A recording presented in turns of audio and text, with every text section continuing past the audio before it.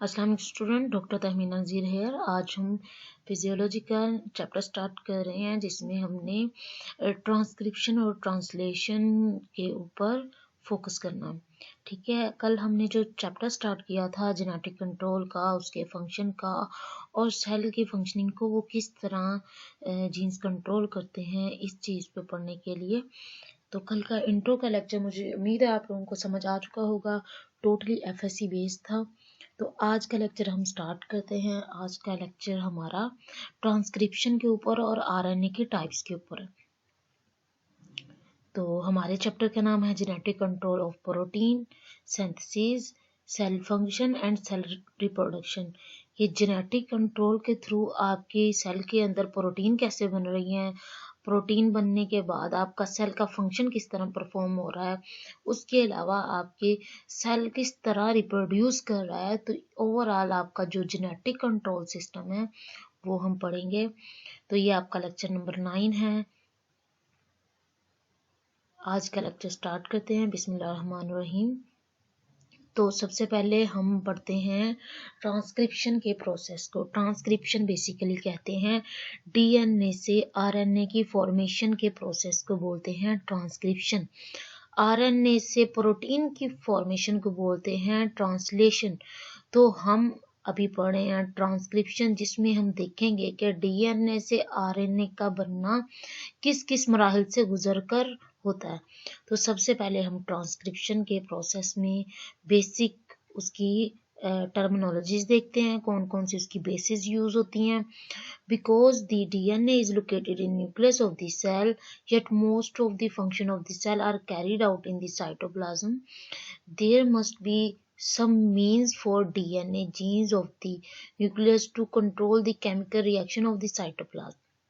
आपके बेसिकली जो सेल के अंदर न्यूक्लियस है, न्यूक्लियस में डीएनए मौजूद है, तो सेल के जितने भी फंक्शन है वो इसी न्यूक्लियर मटेरियल से हो रहे हैं। This achieve through the intermediary of another type of nucleic acid. अब ये किस तरह, लाजमी नहीं है कि डीएनए ही सारा का सारा फंक्शन परफॉर्म करे। अब डीएनए से आरएनए का बनना मतलब डीएनए की एक मॉडिफाइड फॉर्म है आरएनए। डीएनए में डीऑक्सीराइबोज होते हैं, आरएनए में राइबोज शुगर होती है। तो ये जो कुछ फंक्शन आपका डीएनए परफॉर्म कर रहा होता है जेनेटिक कोड के, कुछ आपके आरएनए के ऊपर रिस्पॉन्सिबिलिटीज होती हैं कि उसने सेल का कुछ फंक्शन परफॉर्म करना है, जैसे प्रोटीन सिंथेसिस वगैरह है। तो आपका जो कुछ हद तक फंक्शन डीएनए परफॉर्म करता है, कुछ हद तक आरएनए। तो आरएनए की फॉर्मेशन डीएनए से कहलाती है transcription. The code is transfer to the RNA. जो डीएनए का कोड है वो आरएनए में ट्रांसफर हो जाता है, तो इसको बोलते हैं transcription. The RNA is turn in turn diffuses from the nucleus through the cell nuclear pore into the cytoplasmic compartment. तो जैसे ये सारा प्रोसेस हो रहा है न्यूक्लियस के अंदर, न्यूक्लियस के ऊपर न्यूक्लियर मेम्ब्रेन है। अब न्यूक्लियर मेम्ब्रेन पोरस होती है। जैसे ही डीएनए से आरएनए बनता है तो आरएनए उन पोर्स के थ्रू आपके सेल के साइटोप्लाज्म के अंदर ट्रेवल कर जाता है। जब ये सेल के साइटोप्लाज्म के अंदर आता है तो वहां मौजूद राइबोसोम्स के साथ अटैच होके ये प्रोटीन की सिंथेसिस स्टार्ट कर देता है। तो ये एक डायग्राम है जिसके थ्रू आपके जो डीएनए से आरएनए का फॉर्मेशन है वो बताई हुई है। अब ये चीज आपने एफएससी में पढ़ी हुई है, मैं आपको इसको रिवाइज करवाती हूँ। आप इसी पिक्चर के थ्रू आपको उसकी सारा जो प्रोसेस है वो समझ आ जाएगा आराम से। बेसिकली क्या है, 3 स्टेप होते हैं ट्रांसक्रिप्शन के, इनिशिएशन, इलोंगेशन और टर्मिनेशन। ठीक है, इनिशिएशन का मतलब क्या है कि इनैगुरेट करना, शुरू करना काम को। तो इनिशिएशन में क्या होता है कि आरएनए पॉलीमरेज आता है। ये न्यूक्लियोप्लाज्म के अंदर मौजूद होता है आरएनए पॉलीमरेज। ठीक है, जब भी किसी पॉइंट के ऊपर हमने ट्रांसक्रिप्शन का प्रोसेस स्टार्ट करना है तो उसमें क्या होता है कि आरएनए पॉलीमरेज एक प्रोमोटर साइट को आपके डिटेक्ट करता है। ठीक है, तो प्रोमोटर साइट डीएनए के ऊपर मौजूद होती है। कोई ऐसे स्पेसिफिक कोड, प्रोमोटर साइट कोई ऐसी ला नहीं है, बस ये एक कोडोन का सीक्वेंस होता है। कोडोन्स क्या, जो मैंने आपको कल ट्रिपलेट कोडोन बताए, जो आपको मैंने जेनेटिक कोड बताया, जो जेनेटिक कोड होता है एक स्पेसिफिक किस्म का कोड, समझ लो कि CCG, इसको मैं एक प्रोमोटर कोड के नाम से बता देती हूँ कि इसके ऊपर आके CCG जहां जहां मौजूद होगा वहां वहां, एक एग्जांपल दी है, CCG जहां जहां मौजूद होगा कोड, वहां वहां RNA पॉलीमरेज आके RNA की फॉर्मेशन स्टार्ट कर देगा। ठीक है, होता क्या है कि यहाँ पे जैसे ही RNA पॉलीमरेज एक एंजाइम है, उसने आके इस स्पेसिफिक पैटर्न को, जिसको प्रोमोटर साइट बोल रहे हैं, उसके ऊपर आके अटैच हुआ। अटैच होते ही इसने क्या किया कि ये इस जो आपका डीएनए है, क्योंकि डीएनए होता है हेलिकल फॉर्म में, स्प्रिंग की तरह का, एक दूसरे के ऊपर कॉइल्ड होते हैं, हेलिकल फॉर्म में होता है, तो ये उसके कॉइल्स को अनकॉइल करना शुरू कर देगा।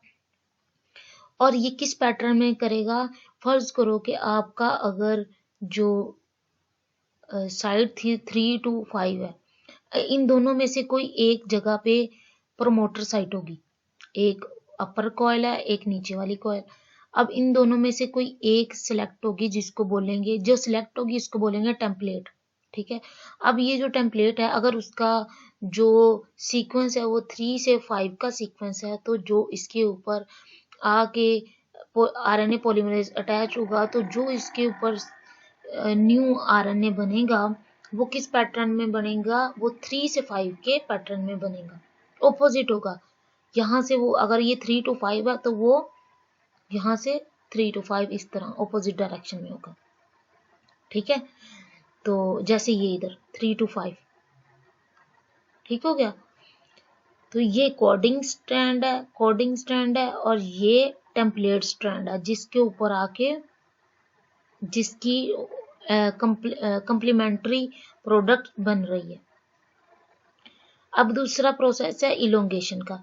Pre messenger RNA nucleotide are quickly paired with their complementary bases which correspond with the template strand of DNA। ठीक है, अब होता क्या है कि जल्दी से ये जो मैसेंजर RNA है वो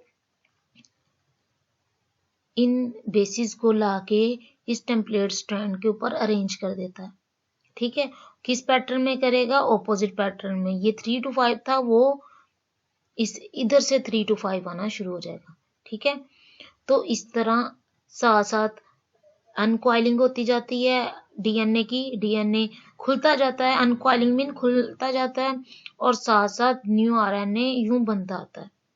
ठीक है, टर्मिनेशन एक थर्ड स्टेप है। टर्मिनेशन में क्या होता है कि जैसे ही एक स्पेसिफिक आरएनए हमारे पास आ जाता है, तो एक साइट के ऊपर जहां पे स्पेसिफिक किस्म का कोड पैटर्न होगा, और वहां जाके जिसको हम टर्मिनेटिंग पैटर्न बोलेंगे या टर्मिनेटर बोलेंगे, वहां जैसे ही आरएनए पॉलीमरेज उस टर्मिनेटर को डिटेक्ट करेगा, तो वहीं पे आरएनए पॉलीमरेज अपना काम छोड़ के वापस न्यूक्लियोप्लाज्म में चला जाएगा, और वहीं पे हमारा जो आरएनए की फॉर्मेशन है रुक जाएगी, और वो जो आरएनए है वो न्यूक्लियोप्लाज्म में चला जाएगा, और वापस जो डीएनए है वो उसकी कॉइलिंग हो जाएगी, क्योंकि वो एक दूसरे के साथ बड़े दोबारा जल्दी से बॉन्ड बना लेते हैं।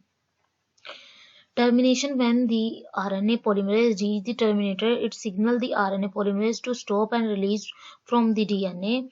Once separated, the two DNA strands come back together and reform the double helix. The newly formed pre-messenger RNA molecule is then released.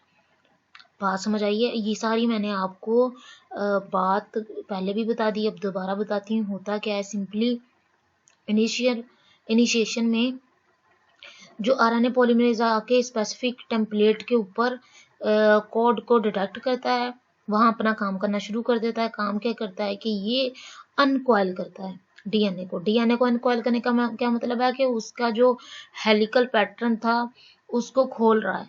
ठीक है, उसके बाद ये जिस साइड पे कर रहा है उसको प्रोमोटर साइड कहते हैं, और ये किस डायरेक्शन में करता है, ये 3 to 5 के ऑपोजिट डायरेक्शन में करता है। ठीक है, अभी उसके बाद इलोंगेशन, जैसे जैसे मैसेंजर आरएनए उसके ऊपर बेसिस लेता आएगा और एक लॉन्ग सा स्ट्रैंड बनाता जाएगा और अनकॉइलिंग होती जाएगी अनटिल अनलेस उसको एक टर्मिनेटर कोड मिले। टर्मिनेटर कोड जैसे ही मिलता है टर्मिनेशन स्टेज में, तो आरएनए पॉलीमरेज वहीं पे रुक जाता है, वापस अपने जहां से आया था जाता है, जैसे न्यूक्लियोप्लाज्म के अंदर वापस चला जाता है और वहीं पे जो आरएनए की फॉर्मेशन है रुक जाती है और आरएनए रिलीज होता है न्यूक्लियोप्लाज्म के अंदर। तो ये थी ट्रांसक्रिप्शन का प्रोसेस। अच्छा, अब इधर सिंथेसिस ऑफ आरएनए को डिफाइन किया है, फर्दर डिस्क्राइब किया है। During synthesis of RNA the two strand of DNA molecule separated temporarily. ऐसा नहीं है कि जब डीएनए के ऊपर आके आरएनए पॉलीमरेज अटैच होता है तो वो जो डीएनए है वो तबाह हो गया, ऐसा बिल्कुल भी नहीं है। जैसे वो आगे अटैच होगा वो काम करेगा अपना, आरएनए बनेगा, आरएनए बन के जैसे ही रिलीज हो गया वापस आपका जो डीएनए है वो कॉइल्ड अप होके वापस अपना फंक्शन परफॉर्म करना शुरू कर देगा। The code triplet in the DNA cause formation of complementary code triplet. जो डीएनए का कोडॉन था, जो स्पेसिफिक इसका कोड का पासवर्ड था, वो आपके आरएनए में कॉम्प्लीमेंट्री होगा। कॉम्प्लीमेंट्री मतलब ऑपोजिट हो जाएगा, ठीक है। The code triplet in DNA causes formation of complementary code triplet in the RNA. RNA के और डीएनए के जो कोड होंगे वो एक दूसरे से ऑपोजिट होंगे। These codon in turn will control the sequence of amino acid in the protein to be synthesized in the cell cytoplasm। तो आपके सेल साइटोप्लाज्म के अंदर ये आरएनए आगे जाके प्रोटीन बनाएगा। आपकी basic building blocks of RNA क्या है? The basic building blocks of RNA are almost the same as those of DNA। Same वही बिल्डिंग ब्लॉक्स हैं जो डीएनए के हैं। जैसे हमने क्या पढ़ा था, डीएनए में डीऑक्सीराइबोज शुगर होती है, एक फॉस्फोरिक एसिड होता है और नाइट्रोजनस बेस होती है।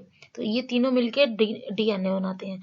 जबकि आरएनए में क्या होता है, आरएनए में डीऑक्सीराइबोज की बजाय नॉर्मल राइबोज शुगर मौजूद होती है, जिसके ऊपर हाइड्रोक्सिल ग्रुप बना होता है ताकि ये बॉन्ड बना सके इजीली। दूसरी बात ये कि जो इसकी बेसिस हैं, जो नाइट्रोजनस बेसिस हैं, उसमें थायमीन की जगह यूरासिल अटैच होती है, यूरासिल का कंपोनेंट मौजूद होता है, ठीक है। डीऑक्सीराइबोज की बजाय राइबोज शुगर और थायमीन की बजाय यूरासिल मौजूद होती है, ठीक है। Formation of RNA nucleotide. RNA nucleotide किस तरह बनते हैं? The basic building block of RNA form RNA nucleotide. जितने भी आरएनए के बेसिक हैं जो मैंने अभी बताए हैं, राइबोज हो गया, नाइट्रोजनस बेसिस होंगी और साथ न्यूक्लिक एसिड हो गया, फॉस्फोरिक एसिड हो गया। ये तीनों आपके आरएनए की बेसिस है।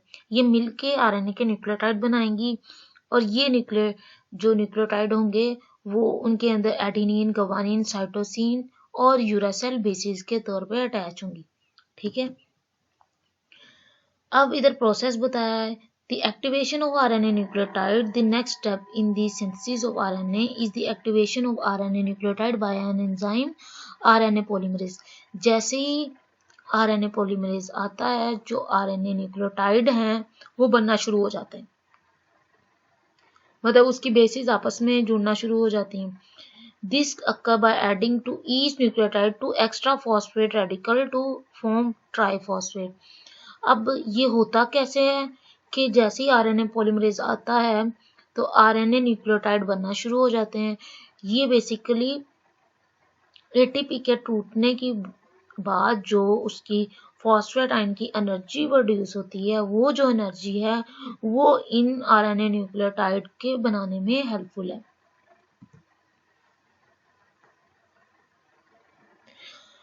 The assembly of RNA chain from activated nucleotide using the DNA strand as a template। अब इधर बात की है ट्रांसक्रिप्शन के प्रोसेस की डिस्क्रिप्शन की के जैसे ही न्यूक्लियोटाइड एक्टिवेट हो गए हैं एटीपी के टूटने से और उसकी फॉर्मेशन हो गई है राइबोज बेसिस और जो फॉस्फोरिक एसिड है वो तीनों मिल गए हैं, इसको एक्टिवेटेड न्यूक्लियोटाइड बोलते हैं। ये आपस में कैसे मिलते हैं? डीएनए टेम्पलेट के साथ, और ये जो मिलके क्या करते हैं? आरएनए की चेन बनाते हैं। Assembly of RNA molecule is accomplished in manner under the influence of enzyme RNA polymerase. This is a large protein enzyme that has many function properties necessary for the formation of RNA molecule. RNA molecule बनाने के लिए RNA polymerase के पास वो सारी properties होती हैं जिसकी वजह से RNA का molecule बन जाए। वो कौन सी properties हैं? DNA strand immediately ahead of initial gene is sequence of nucleotide called promoter. जैसे ही प्रोमोटर साइट आती है उसके ऊपर आके आरएनए पॉलीमरेज एंजाइम अटैच हो जाता है। जो आरएनए पॉलीमरेज एंजाइम है has an appropriate complementary structure that recognise this promoter. अब आरएनए पॉलीमरेज का जो समझो केमिकल फॉर्मूला है या जो इसका कोड है, जो इसका कोड है बेसिकली, वो क्या होता है कि उस इनिशिएटर उस प्रोमोटर कोड के ऑपोजिट होता है, इसी वजह से वो वहां जाके अटैच हो जाता है। After the RNA polymerase attach to promoter, the polymerase causes unwinding of about 2 tons of DNA helix and separation of unwound portion of the two strand। क्या करता है ये?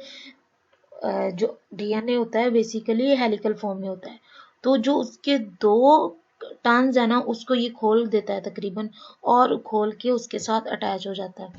Then the polymerase move along the DNA strand. अब जैसे ही वो उसके साथ bind हो गया है वो आहिस्ता आहिस्ता उसके साथ ही ट्रेन की तरह मूव करता जाएगा, उसको खोलता जाएगा, साथ साथ उसके मूव करता जाएगा। और इस तरह क्या होता है कि जो डीएनए का कोड होता है उसका रिवर्स कोड आरएनए की फॉर्म में मिल जाता है। तो then the polymerase move along the DNA strand, temporarily unwinding and separating the two DNA strand at each of stage of its movement. As it move along, it adds at each stage a new activated RNA nucleotide to the end of newly forming RNA chain by the following step. अब जैसे जैसे ये move करता जाता है DNA के ऊपर, RNA polymerase जैसे जैसे डीएनए के ऊपर मूव करता जाएगा, ये क्या करेगा? साथ साथ न्यूक्लियोटाइड की लेयर्स को ऐड करता जाएगा।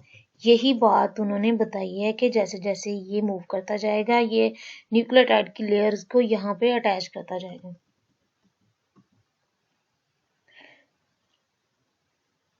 कैसे करता है ये attach? First it causes hydrogen bond to form between the end base of DNA strand and the base of an RNA nucleotide in this nucleoplasm. सबसे पहले क्या होता है कि ये एक हाइड्रोजन बॉन्ड बनाता है आरएनए न्यूक्लियोटाइड और जो डीएनए टेम्पलेट है उस दोनों के दरमियान, ठीक है। One at time, the RNA polymerase breaks 2 of the 3 phosphate radicals away from each of these RNA nucleotide, liberating large amount of energy from the broken high energy phosphate bond. This energy is used to cause covalent linkage of remaining phosphate on the nucleotide with the ribose on the end of growing RNA chain। होता क्या है कि जब RNA DNA के साथ आके attach हो रहा होता है, साथ साथ एनर्जी हमें चाहिए। वो एनर्जी कहाँ से आती है? वो एनर्जी जो इनका आपस में हाइड्रोजन बॉन्ड बन रहा है उस वहां से आ रही है, एटीपी कंज्यूम हो रहे हैं वहां से आ रही है। और ये जो जैसे जैसे ये मूव करता जाएगा एनर्जी यूज होगी, तो एनर्जी यूज होने के साथ साथ ही जो बाकी न्यूक्लियोटाइड हैं वो भी एक्टिवेट होते जाएंगे। फिर क्या होता है? When the RNA polymerase reach the end of DNA gene, जैसे ये जो आरएनए पॉलीमरेज है एक टर्मिनेटिंग सीक्वेंस के ऊपर आता है तो ये क्या करता है कि वहां अपना काम रोक देता है, आरएनए से अलग हो जाता है और वापस अनकॉइल हो रिकॉइल हो जाता है, ठीक है। और जो डीएनए है वो तो न्यूक्लियोप्लाज्म में रहेगा ही, जो आरएनए है वो भी डीएनए से उतर के न्यूक्लियोप्लाज्म के अंदर चला जाता है। अब ये उसकी बेसिस दिखाई हैं। डीएनए की अगर गवानीन है तो आरएनए की बेस आएगी साइटोसिन। डीएनए की बेस साइटोसिन है तो आरएनए की आएगी गवानीन। डीएनए की अगर बेस एडेनिन है तो आरएनए की बेस आएगी यूरासिल। डीएनए की बेस थायमिन है तो आरएनए की बेस आएगी एडेनिन। तो इस तरह पेयरिंग होती जाती है। Thus, the code that is present in DNA strand is eventually transmitted in complementary form to RNA. अब DNA का जो कोड है वो रिवर्स फॉर्म में RNA के पास चला जाता है, ठीक है। The ribose nucleotide bases always combine with the deoxyribose bases in the following combination. अब होता क्या है कि जो राइबोज की बेसिस हैं वो डीऑक्सीराइबोज के साथ जाके अटैच होती हैं। तो 4 डिफरेंट तरह के मेथड हैं, जिसके डिफरेंट टाइप्स के आरएनए हैं, जिसकी वजह से हर जो मैसेंजर आरएनए हैं वो क्रिएट होता है। 4 किस्म के डिफरेंट किस्म के आरएनए हैं जो अपना रोल प्ले करते हैं प्रोटीन की फॉर्मेशन में। जैसे एक मैसेंजर आरएनए, एक ट्रांसफर आरएनए, एक राइबोसोमल आरएनए, एक माइक्रो आरएनए, ठीक है। जो मैसेंजर आरएनए है उसका बेसिकली काम है क्या है, ये जेनेटिक कोड को साइटोप्लाज्म में लेके आता है, ठीक है। पीछे डीएनए से आरएनए तो बन गया। अब आरएनए की भी आगे बहुत सी टाइप्स हैं। पहला जो मैसेंजर आरएनए बना उसने क्या किया, जेनेटिक कोड को, कंप्लीमेंट्री जेनेटिक कोड को साइटोप्लाज्म में लेके गया। साइटोप्लाज्म में लेके गया तो क्या करता है, वो प्रोटीन की प्रॉपर प्रोटीन की फॉर्मेशन करवाता है, ठीक है, उसको कंट्रोल करता है। ट्रांसफर आरएनए क्या करता है, which transport activated amino acid to ribosome to be used in assembling the protein molecule. अब ट्रांसफर आरएनए का फंक्शन क्या है कि ये अमाइनो एसिड उठा के ये जहां पे राइबोसोम्स प्रोटीन बना रहे होते हैं वहां तक लेके जाता है, ठीक है। समझो ये एज ए ट्रांसपोर्ट का काम करता है। अब बात आती है राइबोसोमल आरएनए की। ये बेसिकली 75 डिफरेंट किस्म की प्रोटीन से मिलके बने होते हैं और ये राइबोसोम्स बनाते हैं। The physical and chemical structure on which protein molecule are actually assembled. ये राइबोसोमल आरएनए बेसिकली वो सरफेस एरिया होता है जिसके ऊपर मैसेंजर आरएनए आके अटैच होता है और ट्रांसफर आरएनए इस मैसेंजर आरएनए के ऊपर जो अमाइनो एसिड है वो अटैच करता जाता है ला ला के डिफरेंट एरिया से। ये मैसेंजर आरएनए के ऊपर अपने 1 बाय 1 अमाइनो एसिड को अटैच करता जाता है। तो बेसिकली वो सरफेस एरिया कहाँ क्या है जहाँ पे ये सारा प्रोसेस प्रोटीन फॉर्मेशन का हो रहा है, वो राइबोसोमल आरएनए का कोड होता है। माइक्रो आरएनए ये क्या होता है, ये बेसिकली आपके पूरे ये जो प्रोटीन फॉर्मेशन है इसको रेगुलेट करता है। रेगुलेट किस तरह करता है कि ये किसी जगह पे प्रोटीन की फॉर्मेशन को रोक देता है, ये ट्रांसक्रिप्शन के प्रोसेस को रोक लेता है, ट्रांसलेशन के प्रोसेस को रोक देता है। तो इस तरह ये क्या करता है कि ये ट्रांसक्रिप्शन और ट्रांसलेशन के प्रोसेस को रोक देता है। माइक्रो आरएनए mRNA से इसको शो करते हैं, which are single stranded RNA molecule of 21 to 23 nucleotide. इसके अंदर 21 से 23 न्यूक्लियोटाइड मौजूद होते हैं और इसका फंक्शन क्या है कि ये सारे प्रोसेसेस को ट्रांसक्रिप्शन और ट्रांसलेशन के थ्रू कंट्रोल करता है, को सबको कंट्रोल करता है। अब ये देखो डिफरेंट टाइप ऑफ आरएनए की स्ट्रक्चर दिखाया है कि ये क्या है, ये मैसेंजर आरएनए, ये मैसेज लेके आता है कि आपका जो प्रोटीन है वो इस तरह की होनी चाहिए, ठीक है। अच्छा, अब राइबोसोमल आरएनए ये इस तरह एक राइबोसोमल यूनिट होता है, ठीक है। ये मैसेंजर आरएनए इस राइबोसोमल के ऊपर अटैच होता है और ये ट्रांसफर आरएनए अपने ऊपर अमाइनो एसिड लाता जाता है और इनके साथ अटैच होता जाता है। ये ट्रांसफर आरएनए, ये राइबोसोमल आरएनए, ये मैसेंजर आरएनए। अब बात करते हैं मैसेंजर आरएनए की। द कोडॉन्स इसको बोलते हैं, क्यों, क्योंकि ये बेसिकली अपना जो डीएनए से कोड ला रहे होते हैं कि हमारी प्रोटीन ये बनेगी। Messenger RNA molecule are long single RNA strand that are suspended in the cytoplasm. These molecules are composed of several hundred to several thousand RNA nucleotide. इसके अंदर 100 से सैकड़ों से हजार न्यूक्लियोटाइड मौजूद होते हैं और अनपेयर्ड स्ट्रैंड होते हैं। ये इनको कोडोन कहा जाता है क्योंकि ये डीएनए की रिवर्स कॉपी होते हैं। ठीक है, अब इसके कोडोन की इस तरह एग्जांपल हो सकती है CCG, UCU, GAA। ये कोडोन हैं प्रोलीन के, सीरीन के, ग्लूटामिक एसिड के। तो ये क्या करेंगे कि ये जाके आगे प्रोटीन बना देंगे।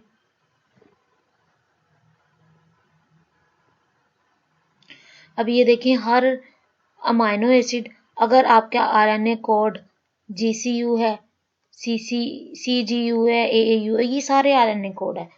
ये RNA कोड आगे जाके किस किस्म का अमाइनो एसिड लेंगे, किस किस्म का अमाइनो एसिड बनाएंगे? Alanine, arginine, asparagine.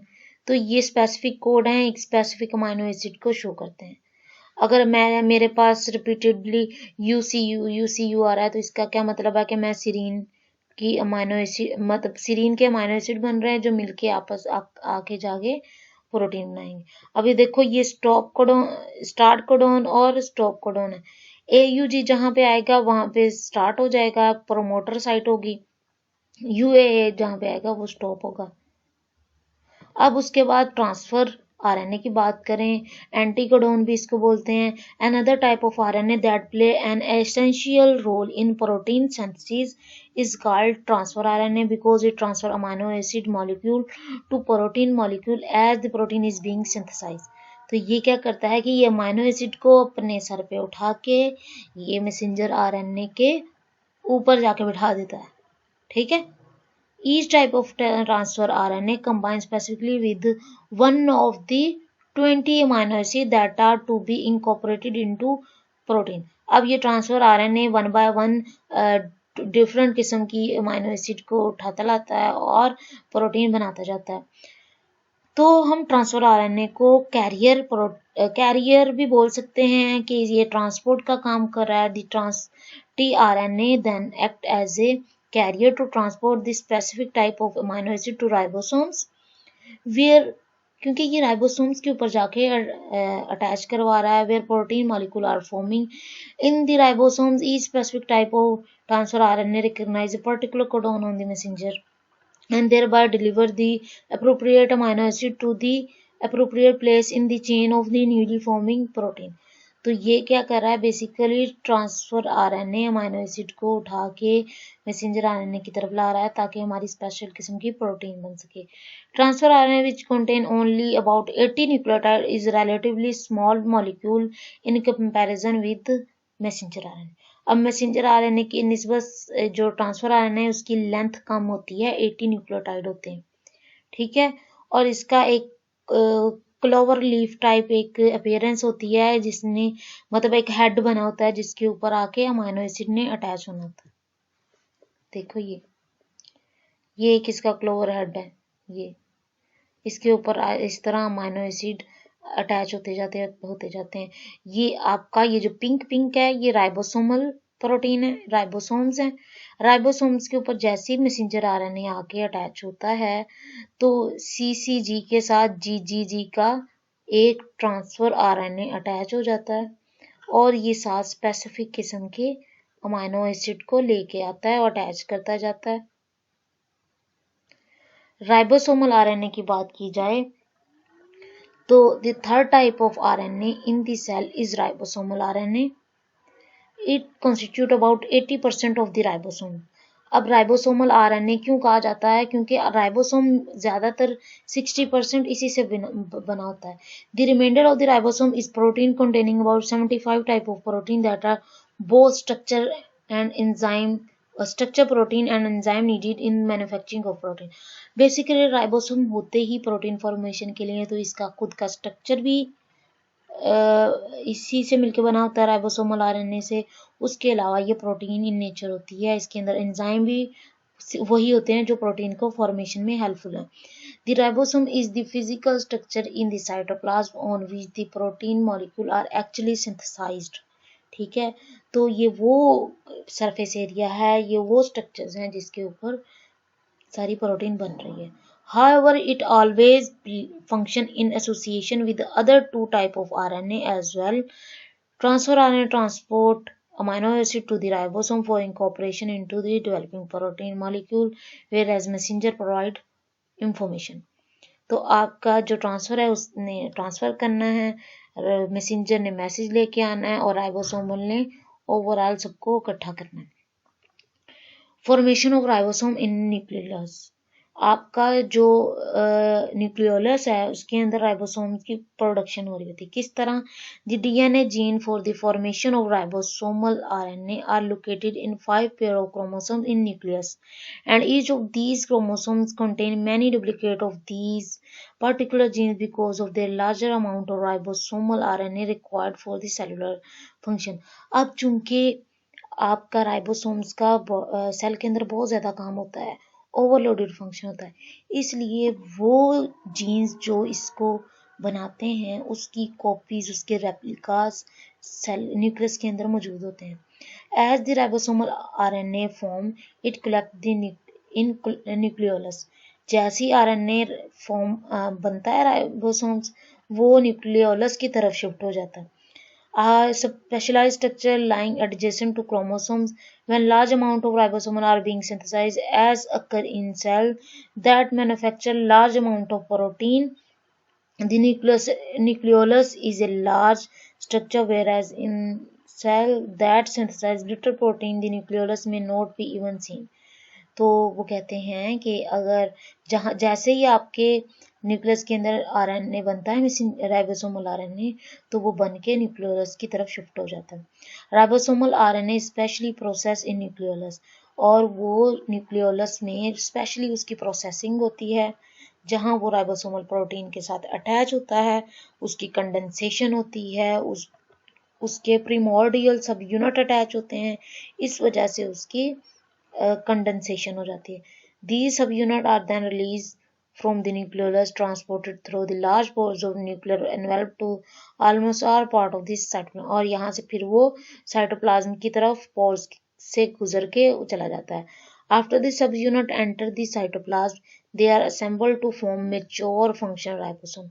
जैसे ही इस प्रोसेसिंग से गुजर के साइटोप्लाज्म के अंदर राइबोसोमल आरएनए जाता है तो वो मेच्योर होता है ताकि वो डायरेक्ट जाके प्रोटीन की सिंथेसिस कर सके. उसके बाद आती है बात माइक्रो आरएनए की. Micro RNA are fourth type of RNA. Basically क्या है, ये एक फोर्थ टाइप का आरएनए है. इसका जो स्ट्रक्चर होता है वो 21 से 23 न्यूक्लियोटाइड है, शॉर्ट है. इसका काम क्या है कि रेगुलेट जीन एक्सप्रेशन. ये जीन एक्सप्रेशन को रेगुलेट करता है. किस तरह करता है? क्योंकि ये नॉन कोडिंग आरएनए होता है. ये क्या करता है? आरएनए की कोडिंग को रोक देता है. रोकने की वजह से, इसी वजह से इसको बोलते हैं माइक्रो आरएनए, और ये रेगुलेट करता है फंक्शनिंग को. miRNA are processed by the cell into molecules that are complementary to mRNA and act to decrease gene expression. Generation of miRNA involves special processing of longer primary precursor RNA called primary microRNA, which are the primary transcript of gene. The primary messenger microRNA are then processed in the cell nucleus by the microprocessor complex to form pre-microRNA, which are 70 nucleotide stem loop structure. These pre-miRNA are then further processed in cytoplasm as a specific dicer enzyme that help assemble in RNA-induced silencing complex and generate miRNA. तो basically क्या होता है कि आपका जो primary precursor है ना RNA का, उसको हम PRIMIRNA से शो कर देते हैं, प्री माइक्रो आरएनए से शो कर देते हैं. ये क्या होता है कि ये फर्दर प्रोसेसिंग के बाद माइक्रो प्रोसेसर कॉम्प्लेक्स बनाता है. ठीक है, हम उसको प्री माइक्रो आरएनए बना देते हैं. फिर उसको ऊपर जब in specific dicer enzyme apply होता है तो वो आरएनए इंड्यूस साइलेंसिंग कॉम्प्लेक्स बना देता है. ठीक है, तो ये उसके काम क्या है माइक्रो आरएनए का, डीएनए से आरएनए तो बन रहा है, आरएनए से जो प्रोटीन बन रही है उसको ये रोक देता है यहीं पे, तो ये इसका फंक्शन है। ठीक है, तो बेसिकली माइक्रो आरएनए का क्या फंक्शन है, आपके जीन एक्सप्रेशन को कंट्रोल करना। ठीक है, अब इसकी भी फर्दर आगे टाइप है। Another type of micro RNA is small interfering RNA. Small interfering RNA को ऐसे ही आरएनए से शो करते हैं, इसको silencing RNA, short interfering RNA भी बोलते हैं। ये शॉर्ट होता है, डबल स्ट्रैंडेड आरएनए मॉलिक्यूल होता है, 20 से 25 न्यूक्लियोटाइड इसमें मौजूद होते हैं, और इसके अंदर भी स्पेसिफिक जीन एक्सप्रेशन होता है। ठीक है, अब ये जो siRNA है ये क्या करता है, refers to synthetic miRNA and can be administered to silence expression of specific genes। ये स्पेसिफिक जीन्स के एक्सप्रेशन को वहीं रोक देता है, साइलेंस कर देता है। They are designed to avoid the nuclear processing by microprocessor complex, and after Si enters the cytoplasm it activates rice silencing complex blocking the translation of messenger RNA. अब ओवरऑल इसका फंक्शन क्या है कि ये अपने जैसे ही खुद एक्टिवेट होता है ये अपने आगे पैरोकारों को भी ले आता है, माइक्रो प्रोसेसर कॉम्प्लेक्स को एक्टिवेट कर देता है, रिस साइलेंसिंग कॉम्प्लेक्स को एक्टिवेट कर देता है। काम क्या करना है इसने कि मैंने प्रोटीन नहीं बनने देनी, मैंने प्रोटीन की फॉर्मेशन को रोक देना। ठीक है, because of silencing RNA can be tailored for any specific sequence in the gene, they can be used to block translation of any messenger RNA and therefore expression of any gene for which the nucleotide sequence is known। तो हमने basically क्या करना है कि जो siRNA है वो आपके मैसेंजर आरएनए की फॉर्मेशन को भी रोक देता है। Some researchers have proposed that siRNA may become useful therapeutic tool to silence gene that contribute to pathophysiology of disease।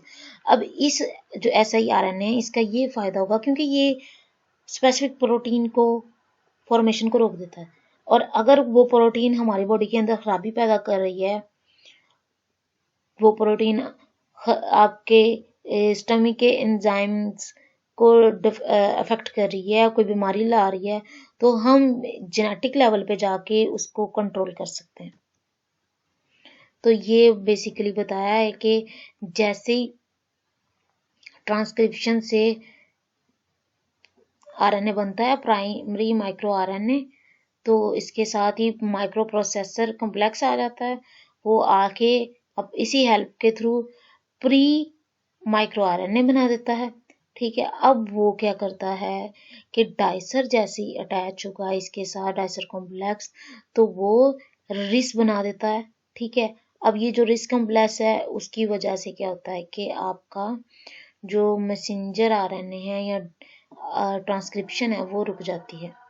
दो तरह के प्रोसेस हो सकते हैं, या आरएनए डिग्रेड हो जाएगा या ट्रांसलेशन का प्रोसेस रुक जाएगा। तो आज के लेक्चर में हमने ट्रांसक्रिप्शन को डिटेल से पढ़ा है, बहुत इंपॉर्टेंट क्वेश्चन है ये।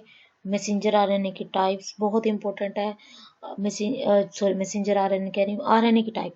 आरएनए की टाइप्स कितनी है, मैसेंजर आरएनए, ट्रांसफर आरएनए और राइबोसोमल आरएनए। फिर एक हमने माइक्रो आरएनए पढ़ा, माइक्रो आरएनए के अंदर हमने उसके फर्दर कॉम्प्लेक्सेस पढ़े, तो उनके फंक्शंस देखे। तो उम्मीद करती हूँ आपको समझ आ चुका होगा, बड़ी डिटेल से मैंने आपको आज समझाया है। तो कोई क्वेश्चन क्यूरी हो आप मुझसे पूछ सकते हैं। थैंक यू सो मच, अल्लाह हाफिज़।